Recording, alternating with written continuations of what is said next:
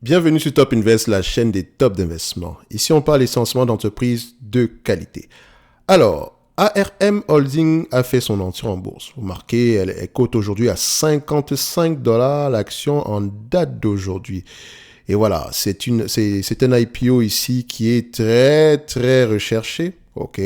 Au point de voir ici l'entreprise cotée en date d'aujourd'hui à 55 $, donc soit une valorisation aux alentours de 50 milliards, si ça s'est ajusté, si cette information s'est ajustée. C'est tout simplement exceptionnellement élevé. Donc, c'est un IPO qui a réussi. D'accord? Alors, beaucoup se posent la question de savoir, est-ce que c'est le moment d'investir sur ARM? Franchement, raccourci direct, évitez les IPO.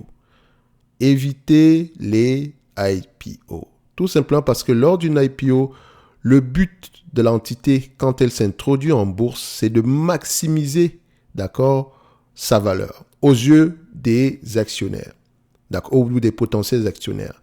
Et quand on dit maximiser sa valeur, ça veut dire qu'elle va vous donner à peu près une tablette, généralement on appelle ça le S1 pour les entités américaines, ou bien le F1 pour celles qui vont remplir ici la documentation américaine, donc pour les entités étrangères ici, parce qu'il me semble que c'est une entité, je pense qu'elle est quelque part en Europe là, ou je pense que c'est plus Angleterre, un truc comme ça. Bref, elle remplit un F1. Normalement, ça devrait être un S1 si c'était du Apple ou des choses comme ça. Bref, l'essentiel, c'est que ce document-ci, que je vais vous présenter tout à l'heure, se trouve là. Il a été publié le 21 du mois de août 2023. OK?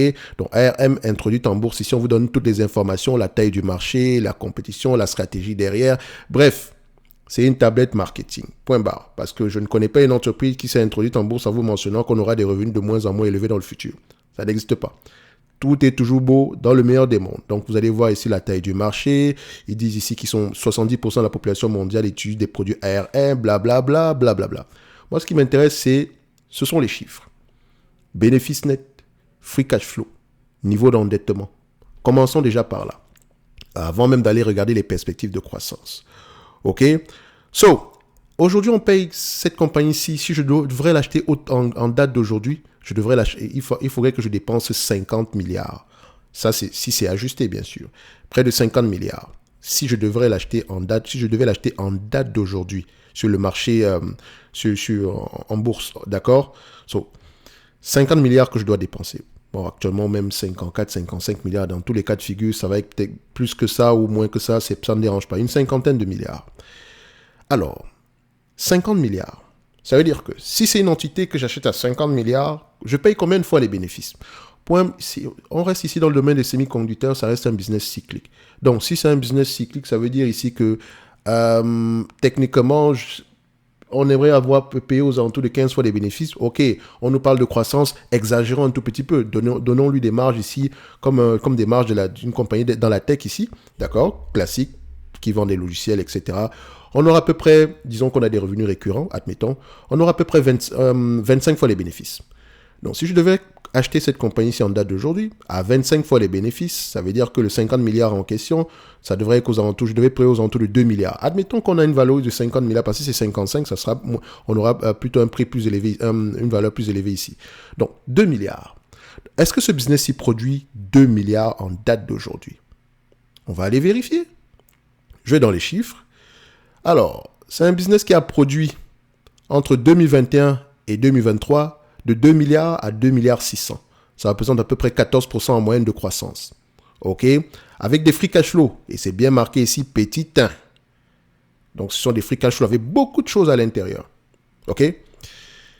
C'est marqué ici 600 millions de bénéfices, 600 millions ici de free cash flow. 600 millions. OK, admettons même que les free cash flow ont peut-être diminué par rapport à ce qu'il y avait un élément exceptionnel, etc. Mais on regarde ici, net income from continuing operations, 524 millions. D'accord? Net cash provided by operating activity, 700 millions. Donc, moins élevé que ce qu'on avait précédemment ici, alors qu'avant, c'était 1 milliard 200. Là, on a à peu près 700 millions. Qu'est-ce qui s'est passé entre-temps? Donc, vous remarquez que si on exagère même un tout petit peu, admettons, exagérons. Mettons-nous au niveau ici d'une compagnie qui rapporte chaque année un operating cash flow. Je ne vais même pas parler ici de free cash flow ni quoi que ce soit. Admettons qu'il rapporte à peu près 1 milliard 200. Par rapport au revenu de 2020 ici, on a à peu près aux alentours de combien? On a à peu près ici 60% ici de marge bénéficiaire. On exagère, n'est-ce pas? On a 2 milliards 600 en date d'aujourd'hui. Multiplié par 2,6, ça donne à peu près 1 milliard 560. À 25 fois les bénéfices, et je paye les operating cash flow. 40 milliards. D'accord? Et il y a beaucoup d'estimations à l'intérieur. 40 milliards. Et ça date du... C'est le mois... Ici, on parle de l'année fiscale. L'année fiscale se termine en mars 2023. D'accord? En mars de chaque année. So, si je la prends avec ce qu'elle a produit en mars de cette année-ci, et que je me limite uniquement au free cash flow, elle a produit 600 millions. Multiplié par 25 fois les bénéfices, ça donne 15 milliards. Et je dois payer 50 milliards en date d'aujourd'hui? Sérieux? On n'achète pas une compagnie de croissance à un prix qui implique la croissance. Donc, si je veux m'exagérer, je ne paye pas plus que le... Je ne paye pas plus que... Donc, on a même le trimestre ici. Attention, on a les informations trimestrielles. Donc, for semester, donc, quarter, juin 2023 ici. Qu'est-ce qu'on a eu en bénéfice net? Net income, operating, 246. Par trimestre, ici, admettons qu'on a le même, on aura 246 millions ici. Est-ce qu'on a une croissance des revenus? Non. Revenus moins élevés. Faites attention. D'accord. Donc, on a des revenus en berne pour le moment. Admettons qu'on a 246 ici. Il faut multiplier par 4 fois. D'accord. Donc, ça veut dire qu'en fin d'année, on va peut-être se retrouver à 1 milliard. Exagérons, 1 milliard de bénéfices nets ou 1 milliard de free cash flow à 25 fois les bénéfices. On ne paye pas plus que 25 milliards. Et je dois payer 50 milliards en date d'aujourd'hui. Come on, les amis, ils sont sérieux. Donc, moi, je ne comprends pas toute la hype au niveau du IPO en question. D'accord? Je peux comprendre ici que les gens veulent acheter le next big thing très, très rapidement. C'est du marketing. On en parle depuis très, très longtemps. Il y a beaucoup d'informations qui sortent, etc. C'est une belle entreprise, hein? On ne dit pas le contraire. Mais est-ce que le prix actuel, vous allez pouvoir maximiser votre investissement? Je ne pense pas. Et je peux me tromper ici, mais je sais une chose, c'est que j'ai tendance ici, ça c'est pas nouveau. Et quand une entreprise de ces niveaux-ci s'introduit en bourse, quand on a une introduction en bourse d'une entreprise de ces niveaux-ci, il faut toujours faire attention. Restez prudent. Il ne faut pas trop verser ici, il ne faut pas verser ici dans l'émotion. Regardons les chiffres. Et pour le moment ici, les chiffres montrent que cette compagnie-ci, le prix actuel, il y a beaucoup de guesstimations à l'intérieur. Tout simplement parce qu'on vous a parlé de la croissance ici. Il donne l'information par rapport à la croissance. Il vous donne la taille du marché. Où est-ce que je vais trouver cette information-là? Our business model, blablabla. Bla, bla. Qu'est-ce qu'il mentionne ici? La taille historically, customer license product, blablabla. Bla. Je veux global demand for semiconductors, cyclical industry. Il vous mentionne, ça ce sont les... On vous mentionne ici que les key trends dans ce secteur d'activité. Pour ceux qui veulent alors voir de l'information par rapport au secteur d'activité, par exemple, vous pouvez aller lire le F1 ici. Il y a beaucoup d'informations qui peuvent être intéressantes. OK? Donc, our market share across end market ici. Donc, on vous a dit leur part de marché ici, dépendamment ici de ce qu'ils vendent. Donc, vous allez voir ici qu'il y aura de bonnes informations que vous allez pouvoir tirer. OK? Mais je cherche la taille du marché. Which more than 20 billion asset base. Donc, on parle 30 billion. Donc, on ne me manque pas la taille du marché ici. Bien, c'est une market, donc je peux également Total Access Market ou Total Available Market ici. Comment est-ce que je peux trouver cette information? Bref, si vous êtes intéressé par le prospectif, allez-y regarder à l'intérieur et chercher à peu près la taille du marché ici. Je ne vois pas à peu près où est-ce que ils ont mentionné la taille du marché, mais ils l'ont sans doute fait. Et je suis sûr que la valorisation actuelle prend en considération le fait que l'entreprise domine ce marché-là. Je ne sais pas quelle est la taille. On va regarder la taille du marché ici. Total agressable. Est-ce qu'on a l'information? Occurrence. On va vérifier. Donc, pendant ce temps, je viens ici. Total agressable market. OK. Learn. OK. Donc, c'est ça. Je cherche cette information-ci. Le TAM. Parfois, on le dit Total Available Market ou quelque chose comme ça. Parfois, ça varie. Donc, on va regarder ça. On va faire une recherche, vérification. OK, on a le TAM. Our market opportunity. We define total TAM to include all chips that can contain a processor, and therefore our total addressable market include the main controller chip, smartphone, bla bla bla. On dit ici que for calendar year, donc we estimate that our TAM was approximately 202 milliards. And we forecast, donc la taille du marché, le marché ici de ARM, c'est 202 milliards. Ils n'ont qu'un revenu ici de 2 milliards. 2 milliards 500. Donc, ils ont moins d'1%.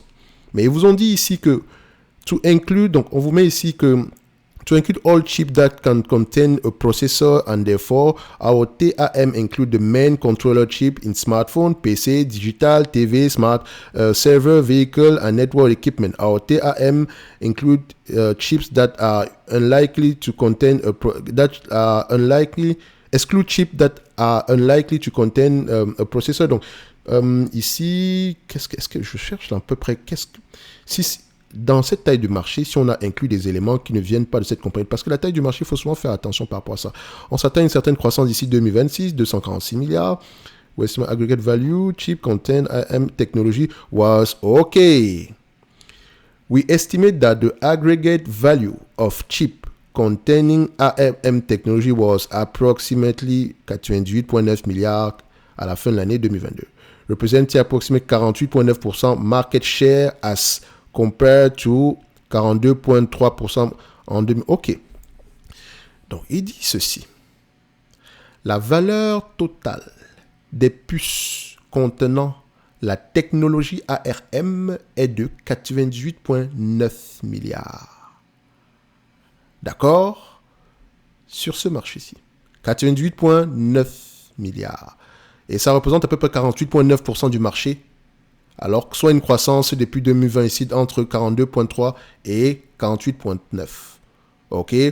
Donc, en fait, quand on dit qu'on s'attaque à un marché de 202 milliards, en réalité, en date d'aujourd'hui, on a déjà 50% du marché. Parce que on licencie notre technologie ici. Donc, c'est-à-dire que si on double, et admettons qu'on prend 100% du marché, et que 100% représente ici le revenu, la compagnie, 100% ici représente ici le double du revenu actuel de la compagnie. On a 2 milliards 700, 2 milliards 600. Admettons, allons à 6 milliards. OK? 6 milliards.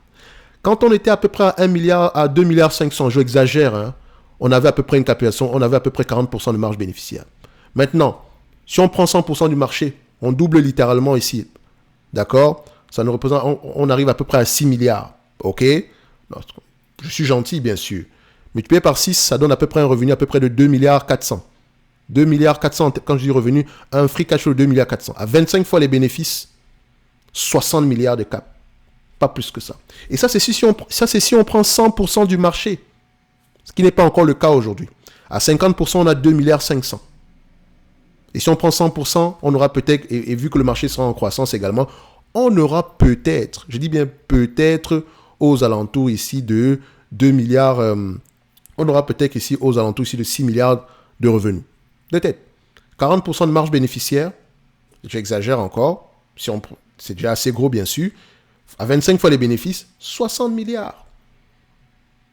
Vous voulez que je paye 54 milliards aujourd'hui pour espérer ici avoir 60 milliards quand on aura 100% du marché? Et ça, on vous dit, ça c'est d'ici, la taille du marché d'ici 2025 sera à peu près de 2 milliards 446. Si on veut même être très très précis, admettons c'est 2,2, ici, voilà, c'est à peu près ça. C'est ça. Vous voyez que le prix actuel est exagérément élevé. Il y a beaucoup de guesstimations à l'intérieur. OK? Après, également, il y a d'autres informations qu'on pourrait prendre en considération, d'autres marchés, etc. Mais voilà. Ça, à mon avis, ça montre que et je suis juste allé ici, c'est une évaluation assez rapide. Même pas rentrer dans les détails, etc. C'est trop élevé en date d'aujourd'hui. Il y a beaucoup de guesstimations à l'intérieur. Le produit est bon, etc. Mais le prix qu'on paye ici, c'est que le prix qu'on devrait payer quand l'entreprise va dominer ce marché-là. Encore, elle peut augmenter ses prix. On ne sait jamais si la technologie est très demandée. Je ne sais pas moi, si elle double les prix actuels. Et que sa technologie est tellement, voilà, la dépense n'est pas énorme la dépense par rapport à l'utilité. La dépense est moins élevée par rapport à l'utilité que va faire ici les différentes, que va faire ici peut-être un de ses clients. D'accord? Je ne sais pas qui sont ses clients d'ailleurs, peut-être Apple ou des choses comme ça. Ils vont avoir tendance à payer. Donc on n'est pas à l'abri d'une augmentation des marges. Est-ce qu'ils vont le mentionner dans les conference calls? À aller vérifier. Donc, pour moi, l'IPO ici de ARM, comme d'habitude, on regarde juste, d'accord? Il n'y a rien d'exceptionnel dessus, ok? Ne soyez pas pressés. Tôt ou tard, l'entité viendra vous donner un prix d'acquisition intéressant. Airbnb, on en a parlé. IPO, on descend sur terre. Et là, on vient nous chercher à des niveaux où peut-être qu'on peut se dire, oh, au prix actuel, ça peut être intéressant. 20 fois les bénéfices, 20 fois les free cash flow futurs, pourquoi pas? Ok, il y a quel IPO également dernièrement, on a trop parlé. Je pense également il y avait Tinder. Tinder, c'est Match Group. On a trop parlé de Tinder à une certaine époque. Match Group, c'est ça maintenant aujourd'hui. Ok, donc quand des gens, enfin, laissons les free cash flow de côté, prenons les bénéfices. Les gens ont payé 86 fois les bénéfices pour ça. Aujourd'hui, c'est quoi? Là, on redescend sur terre. Hein. Là, on vient de donner des prix qui pourraient être 24 fois les bénéfices en date d'aujourd'hui. Et c'est à ce moment-ci que nous, ça commence à nous intéresser. Les amis, ne poursuivez pas les opportunités. Attendez-les sur place. On ne surpaye pas. On ne surpaye pas. On n'est pas pressé. Attendons tranquillement. ARM viendra nous trouver. Quel est le prix? Enfin, techniquement, commençons déjà par revenir aux alentours de 25 milliards. Donc, la moitié du prix actuel. Commençons par là. OK? Sinon, on l'observe. Et on lui souhaite bonne chance. Et on souhaite bonne chance à ceux qui ont acheté présentement. Et j'espère qu'on s'est trompé. En tout cas, en date d'aujourd'hui, il n'y a rien circulé. Pour moi, il n'y a rien à voir. Pas rien d'exceptionnel. Merci. N'oubliez pas, en lien dans la description de la vidéo, vous avez le service Top Premium ainsi que la Top Newsletter. Et on se dit à bientôt. Merci.